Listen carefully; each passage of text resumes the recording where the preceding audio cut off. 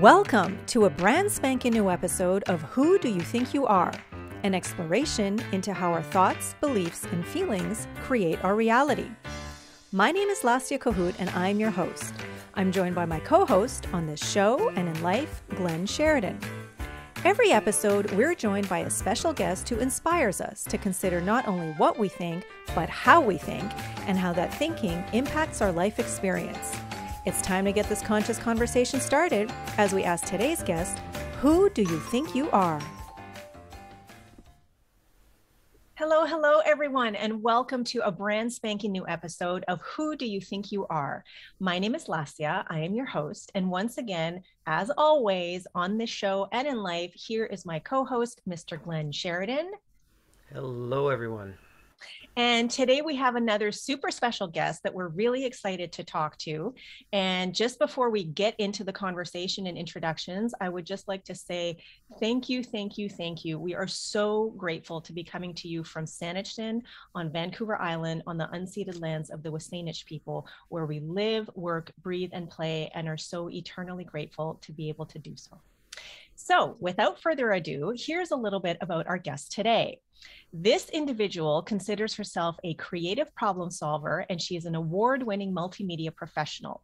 Her love of the outdoors and concern about environmental degradation and climate change have set her on a path to create healthier, happier communities rooted in regenerative decision-making. She is also an award-winning professional photographer. She is the organizer of some of Canada's largest Zero Waste Earth Week festivals. She is also the founder of the free community solutions hub, creativelyunited.org, and producer and host of popular climate and arts webinar series. She is a lifelong resident of Vancouver Island, Canada, absolutely loves nature, part of which I think was the inspiration for her most recent TEDx talk at TEDx Surrey in February, which the talk was called How to Heal the Future, Not Steal the Future. She has also been published in numerous magazines and books, written scripts, created 58 solutions for lighter and healthier living guide, which is available on creativelyunited.org, as well as produced 3 short films: The Harmless Home, A Building Revolution, Awaken, A Forest Ballet, and Trees Matter. This is just a little bit about who it is that we're going to be speaking to today. I know that there is so much more to unpack, so much more to discover. So as we begin the show, as always, I would love to ask our guest today, Frances Litman, tell us, who do you think you are? I ask myself that all the time. Who do I think I am, and how did I think I was going to do this? I'm actually a very passionate, as a lot of people have described me that way, positive possibilitist. Now, I don't even know if that word exists, but when you're a possibilitist, of course everything exists. So that's my word. I'm a passionate, positive possibilitist. And what that means is that I truly believe anything is possible, and that we are creating our future in the present of every moment of every day, like right now. So what do we want? And if that's, we're not having what we want, then we better start working on what we do want and focus on that, because that's what keeps me sane, especially in these crazy times, is just telling myself that anything is possible. And since we are all creators, I love to think that we're going to land on this and start collectively as one united consciousness, which is what I'm really guides me, is to just focus on what we want versus what we don't want. The classic law of attraction sort of mandate. And I'm a lover of beauty, and especially natural beauty.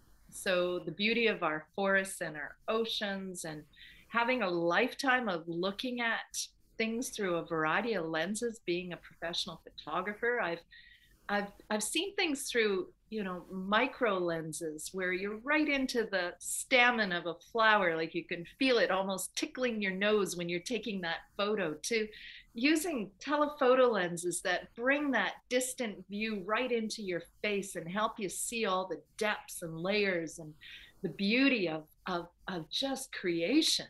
So as a photographer, I've really, it's helped me connect the dots, and it really stirred my soul to action. So, and I'm one of these people too. As a child, I used to watch David Suzuki, Nature of Things, and I remember thinking at age 4, I hope the adults are going to do something about saving our planet. So, because back in, the 60s, David Suzuki was ringing the alarm bells about climate back then, and showing what we could lose if we didn't do something. And I remember thinking, and he was talking about 2020, and I remember thinking that was way in the future. So, but I sure hope the adults are doing something. And I was that kid who always had her hand up in school. Always. I was just needed to have my questions answered. There was just so many questions. So that curiosity is something that has always driven me, but there's always been this latent creativity that I never knew I had until I picked up a camera in my adulthood. And as a result, my world just came to life. And through that camera, like I said, I've really seen how interconnected everything is. And I've also seen how the resource extraction and destruction of our natural world is directly related to social inequity and injustice.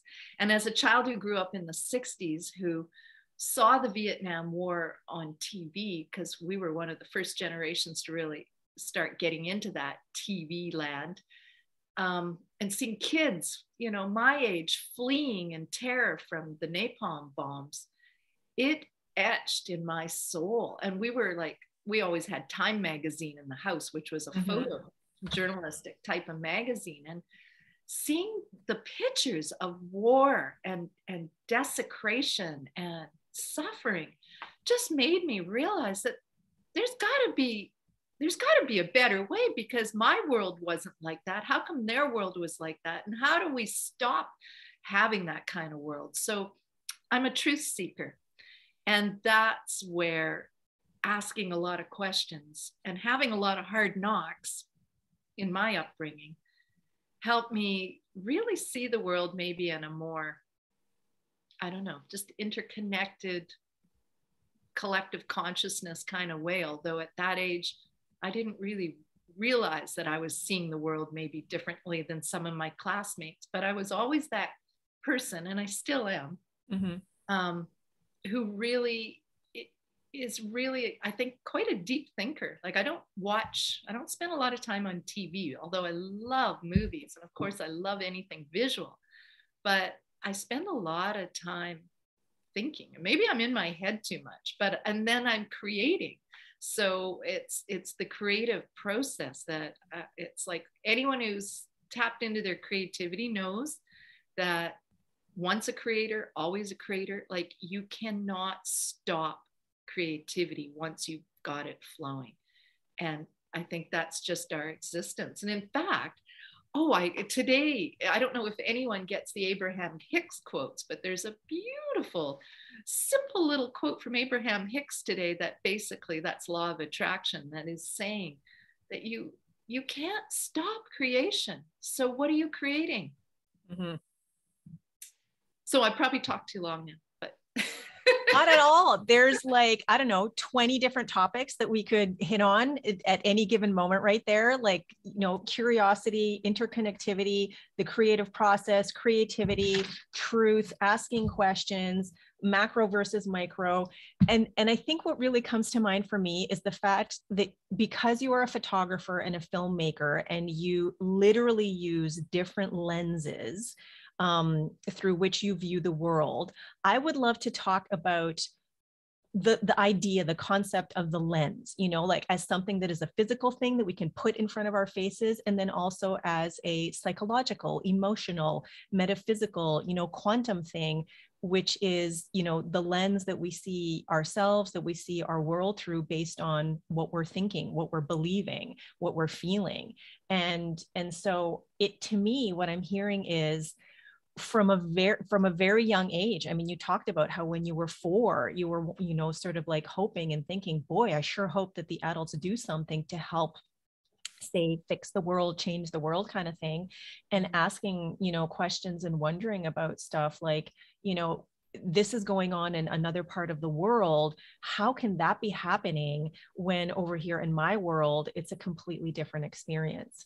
And that was way back then, never mind, you know, a lifetime of experiences to say even what's happened in our own country, in our own province, in our own area, just in the last couple of years, during the COVID unfoldment and response, and government, and lots of different ways of perceiving what has happened with that entire unfoldment and that response. And then the seeming global pivot about a month ago from COVID to Ukraine and Russia and what's happening there.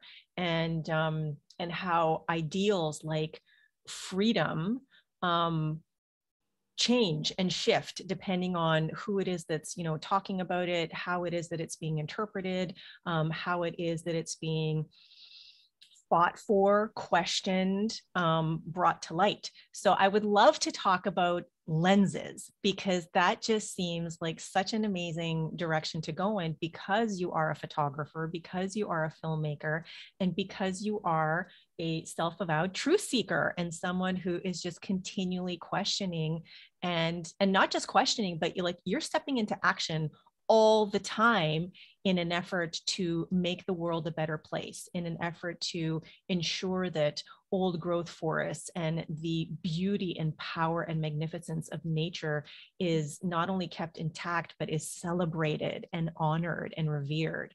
So you want to jump in on any of that and sort of talk about anything that comes to mind? Sure. Well, my career started quite young in a daily newspaper, the Times Colonist. It was formerly known as the Colonist when I started there, and then be merged into 2 papers. So, you know, I was very fortunate as a young person, because I started when I was 16. That was my big, it wasn't my first job, but it was my first major job.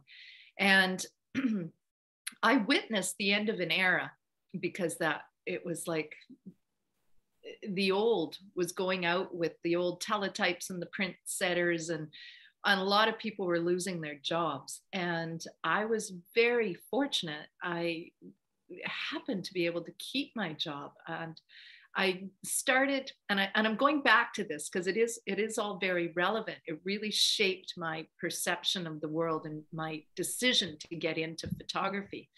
And I started there basically as a postal clerk, but an opening came open for a junior reporter about 2 years after I started.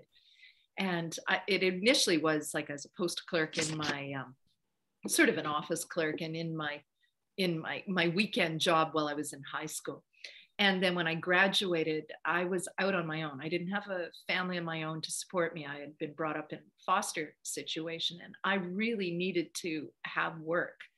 And fortunately, I just put all my energy into just wanting, needing to have a job and to work in that newspaper. It's all I knew. And they had become my family. And so at the time these mergers were happening, I was next on the chopping block, I found out. But fortunately, because I had started in high school, I had this seniority. But I saw the difference, you know, from an old world going out of teletype, and, you know, where photos would, excuse me, come in basically by like a very fancy fax machine. And I remember seeing when John Lennon was shot, I became an editorial assistant and a junior reporter over time. And that's how I had access to this newsroom and to the images, and then the photographers who I started to hang out with, they became my tribe. I was hanging out in the dark rooms and learning darkroom work, and just, with this dream that maybe someday I'd become a photographer, but didn't know if that would ever happen. But in the meantime, I was a rewrite person and learning everything I could about sort of journalism. And and seeing how much news and how many photos would come in from all these news stories, because this was the original newswire before the internet. Mm-hmm. So you've got to understand that newspapers were one of the first to have internet through the Canadian newswires, or the Canadian press and all the different newswires, Associated Press. So when we went from old typewriters, which I witnessed, like they could smoke and drink and be at the typewriters, just like the movies. Yeah. And within a year to see that go into computers and everyone's struggling to learn this, and then all this information just coming at people, and the editors choosing what goes into a paper, and the photographers just, going out and taking all these photos and stories, and seeing how the whole process came together, I realized how much news we don't see. Mm. And that was absolutely fascinating, because I had to be on the computer too for my stories. And I would, I would cruise, through the news wires and look at what was happening in the world. And I remember many times going to the news editor and going, "Oh my gosh, do you know about this and this? And how come, are we going to do a story? No, we don't have room for it." And it'd be like, and how the news that we received was so guided by how many ads were in a paper, how much space they could get in, how much they could publish. And then that news, just like we see today, big story one day, gone the next, time for a new one, keeping public entertained. Back in the day, I have to say, those editors were amazing at picking real good news stories, but there was so much. And so that's when I realized a photo was worth 1,000 words. So I wanted to show the world through photography, and find that world through photography. And I was actually, and I still am, I shouldn't say I was. I mean, at that age, I was a really nervous, I was sort of a cocky kid, because I was filled with this everything is possible. So that drove me, but I was very much an introvert. So the photography, it was wonderful, because I could hide behind the camera and record what was happening in front of me. And I think a lot of people feel that way, even with their phones. It's a barrier to really feeling exposed, but it allows people the opportunity to experience the world.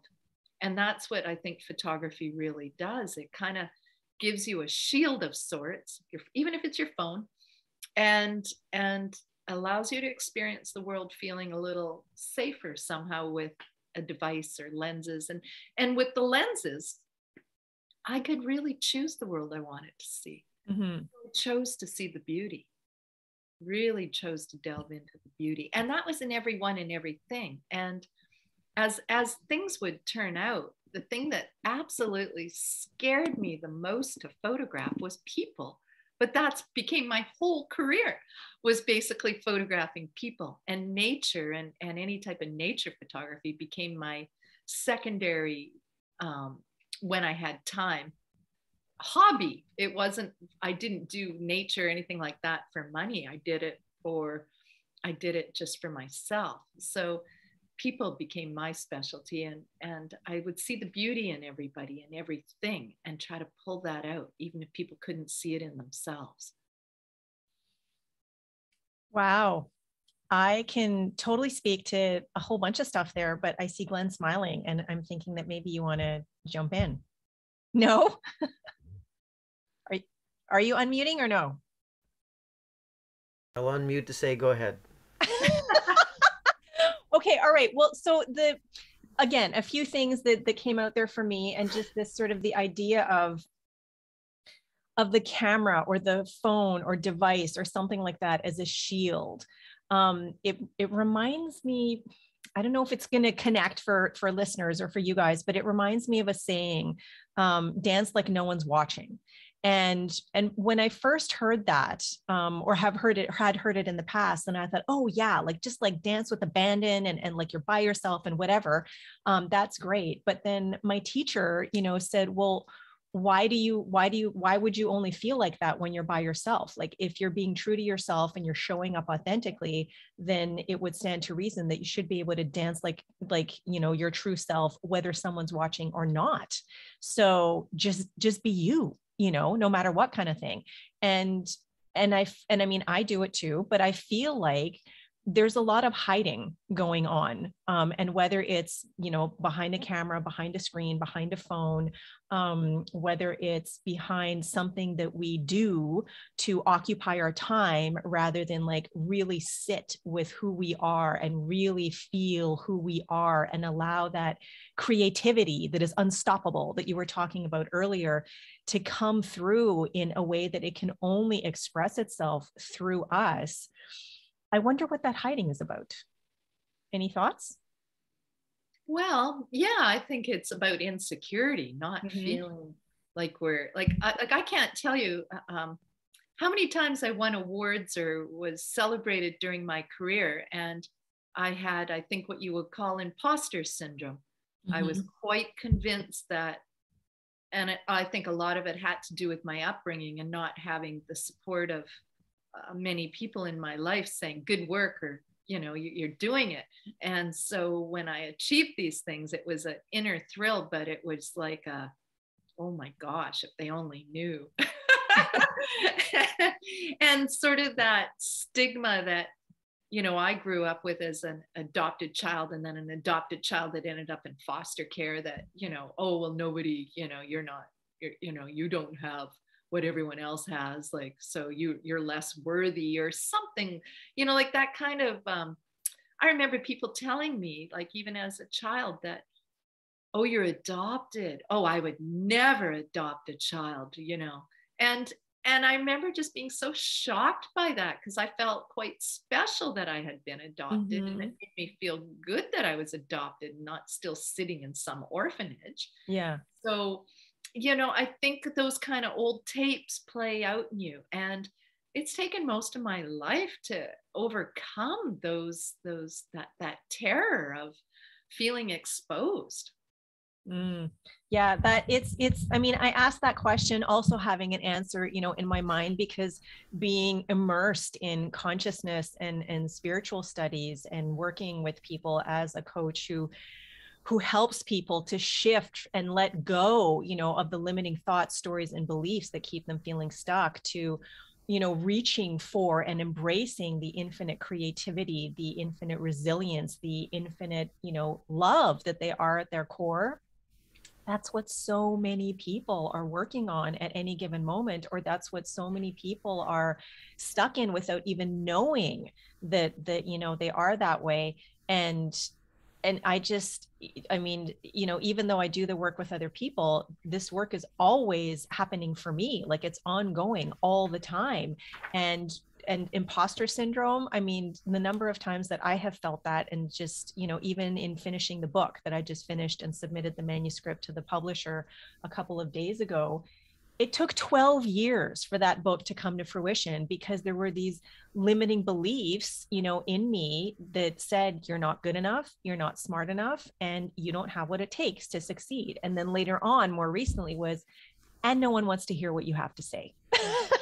So, but to keep doing the work regardless, because I know, and even if it started out as an intellectual, sort of aha, when I first stepped into the community that opened my eyes to, there's only one thing going on, call it energy, call it universe, call it creativity, God, source, light, love, whatever works for you.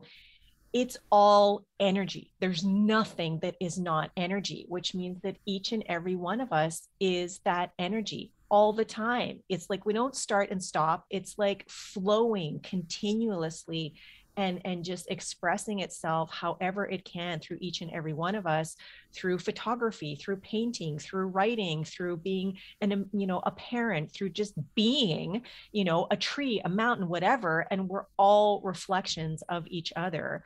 And I think that at least for me, when I first learned that, for me, it was incredibly empowering, because it was like, okay, so that means that no one else is controlling my mind. No one else is, the boss of me, so to speak. I get to choose. You talked about choosing, a few minutes ago. I get to choose how I see the world. I get to choose how I see myself. I get to choose. In fact, I'm always choosing.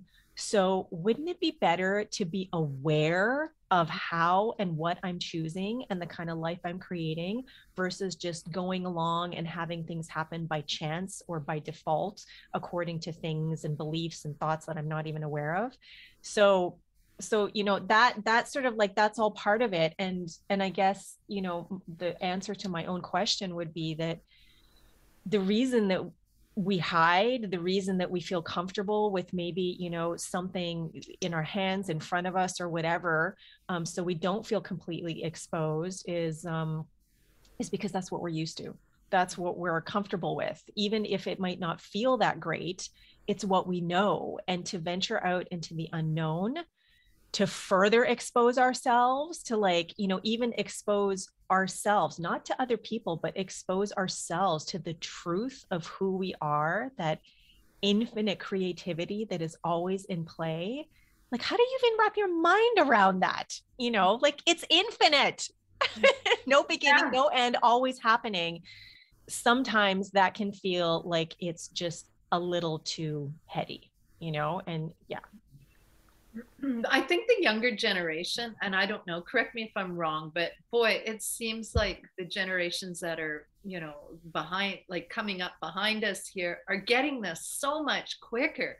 I just can't believe how many teens and 20-year-olds, 30-year-olds that I've met that I'm going, you already get this? It took me most of my life to get there. Like, what the heck? Were we just in some fog? It feels like we really were in some sort of weird fog, and we've come out and going, oh, I figured it out. And it's like, yeah, but they already got it. and it's interesting that you say that, because we have a 17-year-old daughter. She'll be 18 in July, and she is graduating high school this year, and she is on her way back to Toronto, because, well, she's had one foot left in Toronto since we moved here 5.5 years ago, and so she's always been, on her way back there. She is so excited and so looking forward to moving on to the next chapter of her life, of going to college, being back in Toronto with some of her friends from Montessori that she grew up with there, and being reconnected with our very large community of 30 plus years there for both Glenn and me. There's also some, nervousness, but it's more excitement, not like, I don't know how to do this, I can't do this, she just, her entire life has been, I'm doing this is happening. It's the words, I don't know how, don't often come out of her mouth, or at least not to us. She just figures it out. And to the point where a few years ago in class, when I was writing a thought paper for one of my classes, it dawned on me that one of the reasons that Milana is my daughter and I get to be her parent is because she is a constant reminder for me of what it means to live from who you truly are, live as the infinite potentiality and creativity that is always in flow, live as, epic confidence and enthusiasm, and knowing her value and knowing her worth. And I know that we as parents, we had a hand in that, but not the same kind of hand that my parents had in raising me. And which is not to say that they did it wrong, it was different, and they did the very best that they knew how to do, with what they had at the time and what they knew at the time, kind of thing. But I feel like my dad's no longer around, but I feel like when my mom looks at me now, it's more of a, I don't get it. Okay, she seems happy and she's doing something she's really interested in, but I don't quite get it. And still has all the concerns of will I have enough money, before I die? Just stuff that has been, on the forefront of her mind for a long time. Whereas, I look at Milana in awe. And I'm like, I am so proud of her as her mom, but she for me is inspiration every moment of every day to be better at who I am, to be more of who I truly am. And I feel like, we just hit the lottery, the kid lottery, when Milana chose us as her parents, because she has been my greatest teacher my entire, since being her parent anyway. And I'm just so grateful for that. And I look forward to the day when she has kids that are, butting up against her, to challenge her down the road, where, they're going to be sort of, beyond her kind of thing. And, the way that she is with us now.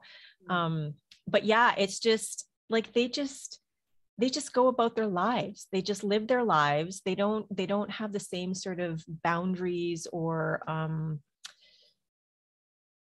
boxed expectations. I don't know if that, says it correctly, that I feel like I did when I was growing up, or even still am like, kicking and clawing my way out of. There isn't nearly as much, at least from what I can see, unlearning that needs to happen with her, because she has lived a life so far, creating a life that she is really enjoying and loving, and is further, fostering that creativity that she is, to just, propel itself outward and radiate outwards, onto everyone and everything that she meets, kind of thing. And that for me is very, very exciting. And I don't know if my parents felt that kind of thing about me in my life, but that would be their experience, like they had their experience, they went through their journeys, kind of thing, which were theirs to take, and no one else's. So it's a very interesting position to be in, to be a parent of a kid who's like, oh my God, you're awesome, and then be a child of someone who is like, I don't get it. So Honey Bunch, are you ready? Where do I start? Yeah, I think I mean, Milana's her own thing. I know there's amazing kids who are real go-getters and earth changers, and they pick their path, as they come into this life, and they're opening, new frontiers and all that. But I think a lot of children are going to be having a very different experience from that, because they're being forced, as society kind of shifts into this technology based norm. They're being shifted into this kind of look, where all the fun is actually in the metaverse, or in a virtual setting. They're being kind of funneled into that kind of, because that's where money can be made, right? And that's where influence can be had with the new generation. And just to get a little bit conspiracy theory, like, I think there's a little bit of a, the technology change you were talking about earlier, Francis, about the news, the model for putting news out in media. It's been shifting all the time, since, well, even before the written word. But in recent times, you've gone from technology that is like audio, radio kind of thing, into visual. And then once we get into computers, then you have this new frontier of Silicon Valley types saying, we're all connected, man. Like, it's all hippy dippy, and look what we can do. We can talk to someone in Saigon, and we can do, we can play something with our video game with our neighbor on the corner, or they could be in Russia or whatever. And we've got this thing of, like, once the the dot-com bubble thing happened, you had like a realization is like, well, we got to make money with this stuff. So that's when the ad model changed, and that's when people started, didn't realize all this free stuff was actually just using their data and selling that data to whoever. I don't know who's getting it and paying for it now, but so all of these amazing devices, there's another side to that of like, you know, people's conversations being recorded on obviously their phones and on their smart appliances and their those Roomba, those little uh, vacuum cleaners that go around your house. Apparently they were picking up data, and when Google did their amazing like Street View thing, they were just stripping Wi-Fi data off all the neighborhoods. Like, so that's the dark side of it. So what I'm saying is, children these days, their norm as they're pulling into adolescence, and I'm sure there's this kind of cloud of there's a version of what you experience looking at David Suzuki stuff on CBC as a kid, going like, what I hope the adults are doing something where we've had decades of like, these adults are idiots and they don't know what they're doing and they're making it worse, and my God, and they're going into like a very difficult mental state where you know the norm now is to be kind of medicated because life is just stressful, as a young person, and that's terrible because they have not been given the option, the tool of going out into nature, and grounding, and like very few of them have had that sort of choice. They've just been said, they've been told what they need to be, normal is a cell phone and to have an iPad, right? And it's like, if I was that kid, I would feel probably the same way. Like, yeah, mom, dad, I want an iPad. I need a phone. You don't understand. Whereas like going going out into nature, I've only more recently discovered this. It's like grounding and being around the, even the air. You start to realize through your breath and things like that, your connection with everything through your breath and through that kind of like that cycle, right? And I kind of wonder like what's going to come in the next few years, and then I guess decades. What will these children contribute? Because they are being fixated right now, I think, on some very particular things, whether it's, political things like gender ideology or, racism stuff or the climate stuff or whatever. They're told like, you must polarize around this issue, and there's really my saying for it, or my explanation for it is, one side fits all. Like, you can only see this from one side. If you don't, you're a monster. And to be told that as a child, I just think like, whoa. I wasn't taught that like, I was taught, not to be rowdy and whatever in school, but like, I was at least given an opportunity to share an opinion that may be different from the norm. And I don't think that's what's happening these days. I don't know what your Oh, input on that would be. Glenn, what you have to say, there's that part of me that just goes, thank goodness I'm not a child, but I know we're all going to come back in some form. But it really frightens me because that disconnect from all that sustains us, truly sustains us, which is, the planet, like the earth, the water, the air, the trees, like like we are not separate from that. We are part of that. Like we are nature. We are nature. Yep. But we're being tried to, like you're saying, it's like we're being forced into a way of being that suits corporations to make money. And and the medication, absolutely, the way you just look at, I guess, as a critical thinker, I wouldn't call it conspiracist, I'd say critical thinker. Like, that's where people need to see that, of course, there's labels for people who see beyond the obvious. And that's the one thing I know I've had the gift of, is seeing beyond the obvious. And it sounds like obviously the both of you do too, or we wouldn't be in this beautiful program together. So it's a case that I think that the blinders are being really put on, like led to the trough, you know, is what's happening with our society. And my goal is to, you know, just try to keep the possibility that people will remain completely awake and understand, wake up to the fact that we have to uh, respect and revere the environment around us, because we have nothing without it.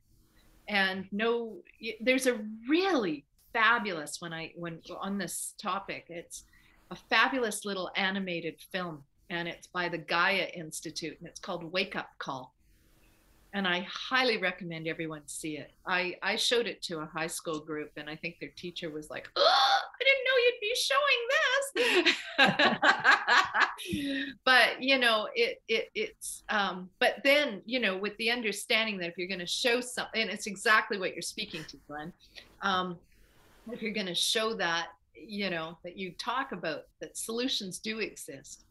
And, you know, I've been reminded many times that I haven't seen it, and I've got to do this, that I don't know if it's A Bug's Life. I think it's the movie A Bug's Life. I haven't seen it, but someone told me there is a great scene in that where there's a couple big carpenter ants, and then there's all the little worker ants, and the little worker ants are starting to organize and go, things aren't right, we're being overworked, we're being worked to death, we're, you know, we're not being treated right. And that basically, those worker ants represent our population in general. And the few carpenter ants represent, if we want to call it, for lack of a better word, the 1%. And the 1% ants are basically turn to each other when they start seeing that there's an uprising of consciousness amongst the worker ants. And they turn to each other and go, oh my God, if they knew how many of them there are and how few of us there are, we're doomed. And it was like, that's just like that graphic I think people have seen, where you've got the school of fish coming together to confront the shark. Otherwise, you've got the shark opening its mouth with one fish, but you've got the school of fish now basically bigger than the shark. And I think, you know, this direction, this relentless push, like AI is the answer to the future and our life and everything. I think it's imperative that kids are introduced and, you know, and spend some time in nature. However, when you look at what's happening, especially we look here, and like especially in Langford, there's kids growing up without a tree outside their window, where it used to be a lush, beautiful forest, and now it's just a bunch of row houses with just asphalt, not a tree in sight. And you know, everything is being directed towards keeping those kids, it seems, from nature rather than getting them into nature. So I think personally it would be very empowering, and I think it is very empowering for children and youth to be in nature, all people. It's known, the health benefits in nature are known, and I think the more people that know about it, the more there will be that movement. And that's what this is going to take. It's going to take a movement of collective consciousness. I firmly believe it, of people realizing it doesn't have to be like this. Yeah, I think what it's like, there's sort of an automatic series of statements that happen when we bring these things up, and typically what happens is both people agree that there's this idea of they are in control, the government, or the military industrial complex or whatever is like organizing things so that so we'll say that there's a story, a narrative that describes they, right? And that is true as far as the story goes. Like, you can carry along that, and you can live your whole life talking about they, or those bastards or whatever it is. But the thing with that is there's always going to be the other side who are going to go, no, they are the problem. You guys are the problem. The people who uh, want to sit around and do nothing all day. They are the, it's like, so you can see that there's always going to be two sides to that story, right? Mhm. But to pull back and go, um, yeah, like what we've been talking about is the nature aspect and the creativity aspect. And people have a really hard time with this notion that they themselves are so powerful that they are actually creating their environment. They are creating their experience, and we are combining together to create an image of of nature and life. So we see it as like external from us, and we forget that no, we're part of this, and we are creating it, and we're doing that through our thoughts and our feelings and our beliefs, and nobody talks about that stuff, right? So uh, if you introduce those ideas, or you even as a young child, you can nurture someone to be creative and like quirky when compared to other children who are not encouraged to be creative. They're on the wackier end of like, oh well, just like there are fewer boundaries and limits. But if they are able to retain their core knowledge of that I'm a part of all that is. I'm part of God. I'm whatever. Um, that consciousness and energy flows through them, and they become leaders, and they lead by example, and that kind of spreads, I think, and it takes over. It sort of makes that other story of the they, the them, and us. It makes it irrelevant. And I think exactly what's happening now, like it's a weird time to be alive. Like what's happening in Russia today, like this very week, where um, these bizarre governments throughout the world have decided, oh, there's a crisis going on, and Lassie and I have talked, and we've even talked on the podcast of her family are Ukrainian, and there is at least culturally there's skin in the game here within this family for the Ukrainian people. So we're not downplaying that. I'm just saying the stuff that's going on with the sanctions being placed on Russian individuals and these oligarchs, but mainly on the Russian people, and the narrative that this is like inevitable. We have to do this. These sanctions are the only way to blah blah blah blah blah. Uh, and you think, I'm thinking, what? Hold on a second. Um, there's something else going on. I don't really trust what that story, no matter who's saying it, because that's like, no, there's always another way. There's always dialogue. Peace um, is always like better than the experience of war and then peace, obviously, right? So when you have Russia coming out and saying to the West German government and France, and most of Europe gets their gas from Russia, wheat, oil, gas, and fertilizer for like, what is the West going to do without that stuff? They're going to suffer, you know. So That's the narrative. I don't believe that for personally. them to say the Russians to say, hey guys, you know what? You've placed sanctions on us, so we can't actually buy anything. We've been locked out of the international community.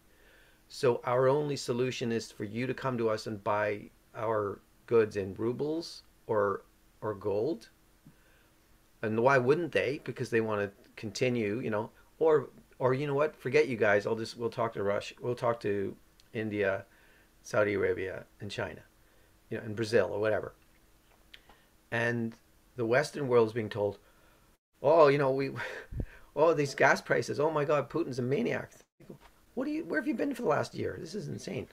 Um, but this notion of there's only one story is becoming comical. Like it's becoming like more people are waking up to the idea of that's a phony baloney. Mhm. But I'm hoping that it goes one or two more levels beyond that, where they can go, you know, I don't even need these guys. I don't need this story. Like, yes, I need to like make my way in the world and buy food and whatever, and that's going up. And but maybe there's another way to buy to make food. You know, maybe I can bake my own bread, have a garden, trade with my neighbors, teach young kids how to do their part in that, and they love learning about gardening and all that stuff, right? Um, and I just think that it's a weird opportunity, and you'll also have this thing of um, the technology, you know, the narrative about no, we must move to electric cars and stuff, right? Sure, there's a place for that, but like the mining of the earth that goes on in creating one battery for an electric car is quite, it's kind of repulsive. So that part isn't being told. I think we need to know a little bit more about like what are the it's cost benefit thing. What are the short and long term gains here? So someone's making money out of electric cars, but you know it's not necessarily the only solution. I mean, I'm sure someone has built a water or hydrogen based fuel source thing that it's just being buried in the patent system somewhere, Oh, and we're absolutely, not being all told the about time. it, right? All Yeah, the time. You hear about it all the time. Of these government comes along every couple of years and puts a call out to innovators. I've talked to several of them, and then they buy up the patents of the good green technology and dump it. It yeah, just, you never see it or hear about it. And I, in fact, met some people, very wise scientists in Kauai, who had figured out a way to, refurbish all the cars we have so that we don't have to keep producing cars. We can use what's there and have them run exactly on a system that is highly reliable. I couldn't tell you the science behind it, but they got shut down yeah. by the government because it didn't meet, quote, their safety regulations or some darn thing. But I like, again, I totally agree with what you're saying, Glenn, and I think really we're at this place where we can see that there are alternatives, and that's where that possibilitist in me comes out, because I really want people to focus on the solutions, not the problem. And I mean, obviously we have to know what the problem is to focus on the solutions, but nevertheless, uh, the amount of solutions that exist and the ingenuity of people is incredible. Like the last webinar I did, we focused on housing that heals the future. And one of the things that we talked about with people who are doing this is how to retain vast tracts of forests but still build communities. And it's basically what's old is new again. So that idea of creating a hamlet where the people buy into something that gives them a house in this community, into this village, but by clustering everybody closely and not having that widespread sprawl, can save a lot of forest. And then, of course, that forest is sequestering carbon, right? Then you make it a community where people can work and live and play there. You make it off there's so many ways to make it off the grid almost, there's bioswales and solar panels. There's all kinds of these ways to do life differently. And hopefully, all I can say is that these lessons that we're seeing come before us with this war and with all the BS, for lack of a, am I still there? I saw Yep, it. you're here. Yep. And lack of truth and the hiding of truth. I think people are wising up and seeing that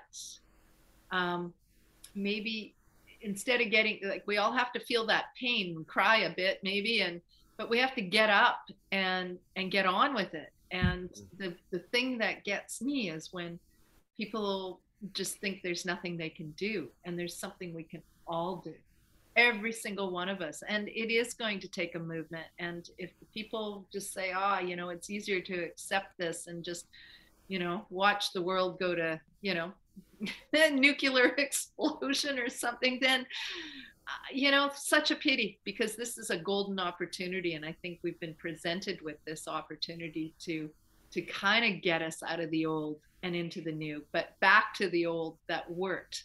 And that's where I feel like First Nations wisdom is just you know, just they maintained and stewarded and knew how to live with earth and in partnership with earth in such a way that we we have so much to learn, and all the knowledge is already there. We just need to maybe step back. Yeah. Okay, last back to you. Wow. Well, as I'm listening to you guys speak, I just, I'm like, I agree. I don't agree. I agree with some of that. And it's so fascinating to me because I'm taking in everything you guys are talking about and endeavoring to see it from a more from a spiritual and quantum perspective, that at any given moment, we're all experiencing a completely different reality, even though it may seem like we're in the same reality. Even in this conversation, each of us is having a different experience and creating a different experience. Mm-hmm. And I think about when Glenn and I have these conversations where he's saying, I think people are really starting to wake up. They're really, and I'm like, what people are you talking about? Like the people that and this is from someone who this is my work. This is my area of study, is to know that this is what's happening. And even though there are individuals that I meet who, let's just use the term waking up, there is a larger, collective consciousness, or a larger body of people, let's just say the collective, that sometimes I wonder really, who still believes that what is being told on mainstream media is the one and only way of looking at things. I'm not even calling it news anymore, because it's not news. Like you were talking about what news was when you started at 16, working in the mailroom or whatever it was that you were doing for the Times colonists, and how that changed, in a very short amount of time, and the learning curve that was involved. And I can't remember which world event or war it was where, news changed from being the delivery of facts to, the delivery of opinion, and, being skewed towards a certain narrative or view. And that's what it is now. Like we're just it boggles my mind. And this is a total judgment on my part, and it's going out live on YouTube, and it's recorded into this podcast now, that what comes through legacy media is true, is exactly what's happening. And how can we possibly know at this point what is true? And is there only one true way of looking at things? Is there only one truth? Because if you look at it from a quantum perspective, there's your truth, there's your truth, there's my truth. There's a new truth every single moment. And what is true for you may not be true for me. And so for me, it's this whole notion of infinite possibilities. I love your passionate, positive, possibilitist thing, because infinite possibilities to choose from, infinite realities to step into or draw from at any given time. And to think about, let's go back to what worked well in the past. Yeah, let's draw from the stuff that, that did work, but not like worked back then to make it be like back then, but because it works and it's relevant and it's applicable to where we are right now to create a better life experience for everyone. And not in terms of it's the same experience for everyone, but where everyone benefits, where nature is, respected and revered, and we realize how interconnected we are, not that we are just a part of, but I think everyone here has said, we are nature. Nature is us. The Emerson in the essay Nature, that's what he talks about, when you look at the mountain, when you look at the ocean, when you hear the cracking of thunder, instead of being in awe of nature, be in awe of the fact that you are that same power. You are as powerful and majestic and magnificent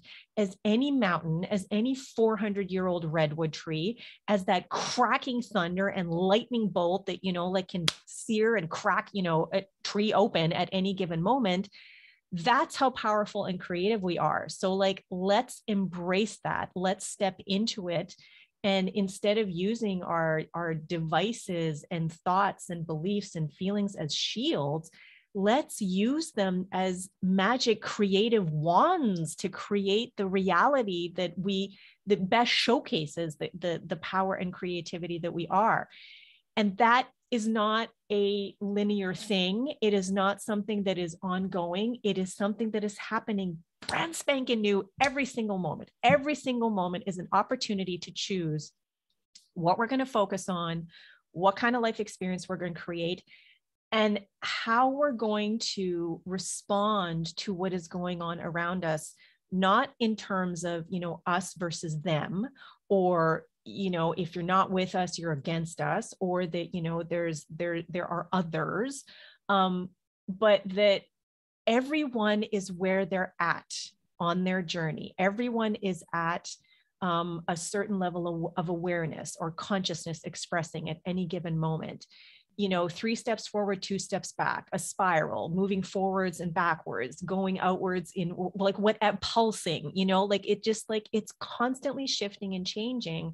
And because it's not a straight line arrow trajectory, I don't know, it takes me back to Honey Bunch when we were talking with Danielle LeBeau-Peterson a couple of podcasts ago, and she was talking about the consciousness, the vast pool of consciousness, and how, liquid being poured in and stirred and creating something new and different, and then being poured out and going into something new and different again. It makes me think of, a river as it flows. It's directed by the bank, but at the same time, it's carving out the bank as well as it's flowing. So we're all, participating. We're all in the way that we create our lives. We're all responding to the life that we're creating. And we always have the opportunity to listen and watch and observe and question what someone else says, what is going on around us, how it is that we're responding, how it is that we're relating, because there are more than 2 sides to any story. There are more than just, options A, B, or C. And there are many truths. I believe that there are many truths that can be discovered and leaned into at any given time. So this conversation is awesome. Thank you. I just love it. Wow. Thrilled to hear that too. So yeah, and when I think back, I'm not the expert to speak on this, but there have been moments, I forget, the Great Convergence or something it was called. I believe it was in the 70s, where people came together, meditators came together in mass in Washington, D.C. I can't remember how many thousands there were. But it was reported and monitored. Crime rate went right down. Wars ended. The Berlin Wall and all that stuff started to crumble. I'm sorry, that cut out again. The old structures began to crumble that weren't serving people. And it just proved the exponential power of the collective. So when people get together in mass to pray or to meditate, huge, amazing things can happen. Yeah, well, that honestly, okay, so there is this quote by Dr. Ernest Holmes, who is the founder of religious science and the author of Science of Mind, among other books. One in consciousness with the infinite constitutes a majority. So it's not even that you necessarily have to have, a bunch of people together, but if you get 1 person, 5 people, 1,000 people, whether they're in the same place or not, vibrating at the highest level of consciousness, you can only, up level consciousness everywhere of everyone and everything, because we're all energy, because we're all interconnected. It has to happen. Like there is no other way that, it can be. because we're all part and parcel of that one active, expanding creativity that is consciousness all the time. And yeah. And you know, to that, I mean, that is why I meditate every day. That is why I facilitate a weekly meditation in our home, because even though everything I just said I believe to be true, I love being in a room with people meditating together.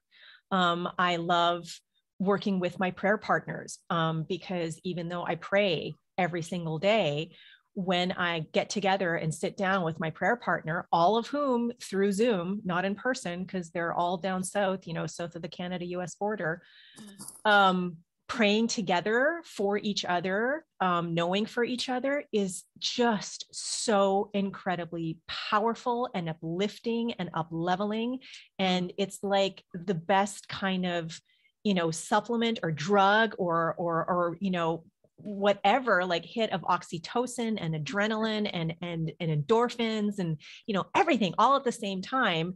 And just, I feel like my body literally feels new because it's just expanded. There's more space, there's more energy moving and flowing and excitement.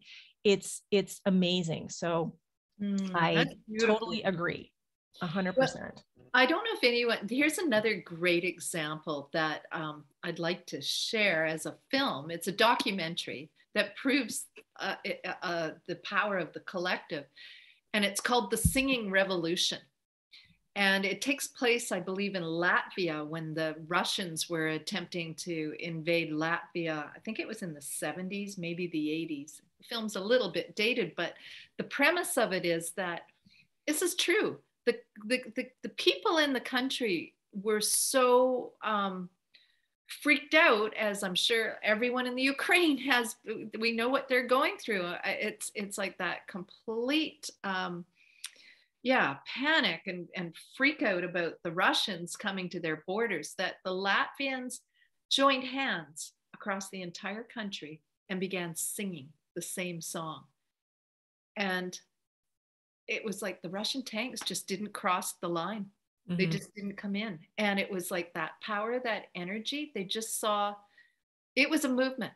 It was a huge movement. And through song, this particular song, which everybody knew, it was unbelievable. The Singing Revolution. I'll check that out. Awesome. Thank you. Yeah. Just to clarify, it wouldn't have been the Russians, it would have been the Soviets then. Soviets, thank you. You're absolutely right. You're absolutely right. Had a habit of sticking, you know, a bunch of people from different nations, you know, just like, here, do this or else, you know. Right. But that was so darn inspiring, that film. It was just amazing, the power of the collective. And that's, again, when I think about the ants, you know, I go, the power of the collective. And I, you know, maybe this is opening a can of worms, but I truly believe that even though I'm not somebody who, I basically consider myself spiritual, I don't subscribe to any particular belief, let's put it that way. Although I know that, I just believe in the power of creation. And I believe that my feeling is that Jesus was some amazing dude who really understood all this and was galvanizing people to understand that they held the power. Yeah. And when you think about so much of the symbolism and everything around that time with the cross, and you know, like you even think about how it relates to, you know, the original First Nations wisdom, you know, all the four directions, everything.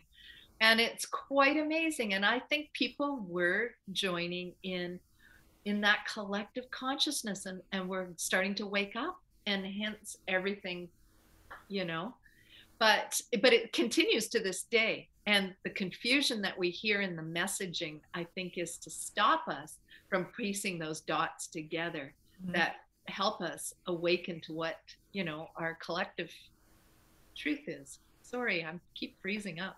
Oh, you keep coming back. But whatever our collective, you know, our collective truth. And I love that you're having these prayer circles. you know, and I think the more people that could tap into what's happening, you know, at cohesive times, apparently the exponential power of that is just huge. You feel Yeah. it in a room. Oh yeah. Yeah. Yeah. No, the amplification, I mean, Lynn McTaggart, you know, the work that she's done over the past 30 years or whatever as a journalist with her Power of Eight groups is, it's different from meditation. It activates a different part of the brain. It has a lot more to do with cultivating oneness and the benefits, whether you are a receiver or a giver, in a Power of Eight circle, whether you are in the same room or not, the benefit is the same, and the amplification and the mirroring effect that happens as a result of this interconnectivity that is going on as people are immersed in these, sometimes only for like half an hour, even not like, you know, hours on end, but very focused intention work is so powerful, so incredible, and you know, affect change for everyone involved, not just the individual that may be being focused or, you know, intended upon. Everyone benefits from that. It's just, it's amazing. Oh, that's wonderful. Will you put that in the chat too? Yeah, for sure. Yeah. No, I think it's great because people need to know that these things exist if they don't already. Like, it's just one small step in a big potential change. Okay. Yeah. The other book is the Intention Experiment. Is that the first one? Yeah. Well, put that in chat, please. Yeah. Is anyone should be putting it in? Sure. Okay. And then actually what we'll do when I do the blurb, I'll include all of this information in the YouTube blurb, which will then go out onto all of the podcast blurbs too, so that we can have the links and everything in there. So I know we could keep talking here, but I'm looking at the time and being mindful of the time. And so I think maybe for today, we'll wrap up here, even though there's so much more to discuss, because we have another small segment to go through, and then we'll have Frances let people know where they can find out more about her, get in touch with her, and that kind of thing. So, Honey Bunch, are you ready with your questions? Yep. Okay, so Frances, this is what's called the super rapid fire question round. Glenn is going to bombard you for 1 minute with a bunch of questions. It's just a fun way to get to know you a little bit better. And all we want is off the top of your head, no critical thinking. All right. And then at the end of it, he's going to tell you what you've won. Oh. All right, so Honey Bunch, if you are ready, I'm with you. On your mark, get set, go. Okay. How many tattoos do you have? None. Okay, and which do you prefer? The 21st century or the 20th century? 21st. Walking on the beach or in a forest? Oh, tough one. Forest. Asking for help or going it alone? Oh, I'd go it alone. Jigsaw or crossword puzzles? Crossword. One life or reincarnation? Reincarnation. Swearing or hitting a pillow? Swearing. Having a decent salary job or self-employment? Self-employment. Typing or handwriting? Handwriting. Music or books? Music. Sweet or savory? Sweet. Tea or coffee? Tea. Showers or baths? Baths. Ding, ding, ding, ding, ding. Okay, Honey Bunch, tell Frances what she's won. Okay. That was tough because I think there's so like forests or beaches. Are you kidding me? I know. So Gosh. I get pretty devious sometimes. But you chose. Way to go. Yeah. Most people just go both. Both. Yeah. Okay, well, there. You see, that wasn't the possibilitist in me. I was just playing by what I thought were your strict rules. Isn't that something? Oh, man, I got work to do. See, nobody's perfect, right? I'm just learning. Okay, so I'm going to read two things. One of them is, they're both from the same book, actually. Geary's Guide to the World's Greatest Aphorists by James Geary. It's my favorite kind of collection of aphorisms and That's things. neat. Eric Hoffer, who I was going to read something from his book, since we're getting sort of slightly political, Between the Devil and the Dragon, but it's pretty heavy because it talk about collectivism and individualism. But so I'll just pick up one of his little short quotes, and